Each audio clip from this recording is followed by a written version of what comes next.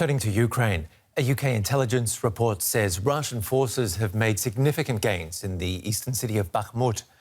The British believe Russian forces have taken the city centre along with the western bank of the Bakhmutka River. That would put Ukrainian supply lines under threat. Ukraine has denied the report but admits the situation is difficult. Bakhmut has been fought over for months and has seen some of the fiercest fighting in the war. A Ukrainian military spokesperson told Reuters news agency that Moscow is focusing all its efforts on taking the city. Our correspondent Grzegorz Szymanowski joins us from Riga, where DW's been operating since we were banned from Russia. British intelligence reports say Ukrainian forces have lost ground in Bakhmut. The Ukrainian military says it's still fighting there. What are the Russians saying? Ben, the last we've heard from the Russian side about the situation in Bakhmut was from Yevgeny Prigozhin, the head of the Wagner group that's been fighting in the city. He said yesterday that the enemy, the Ukrainians, are actually not going anywhere.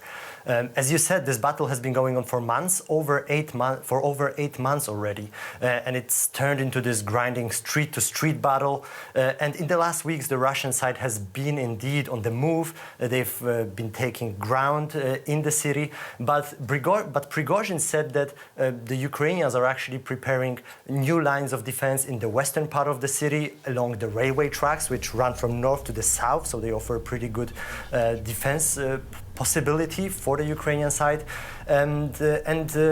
He said that there cannot be any talk of Russian offensive yet. And of course, for Prigozhin, this is a chance to to hit at the Russian defense ministry.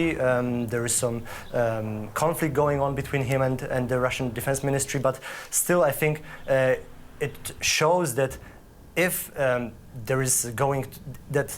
it shows that the front line is moving, but it's moving pretty slowly.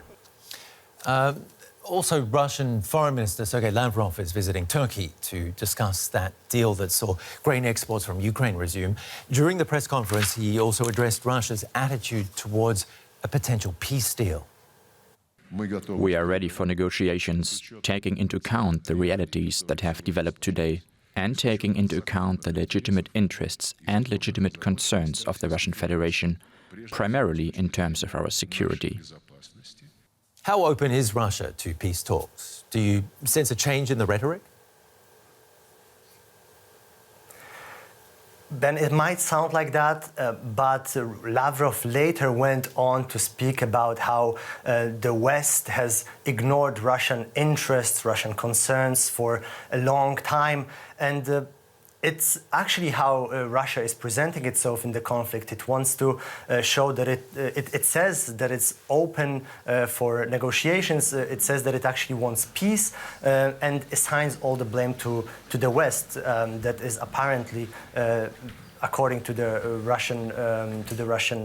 Russian officials controlling Ukraine in this conflict.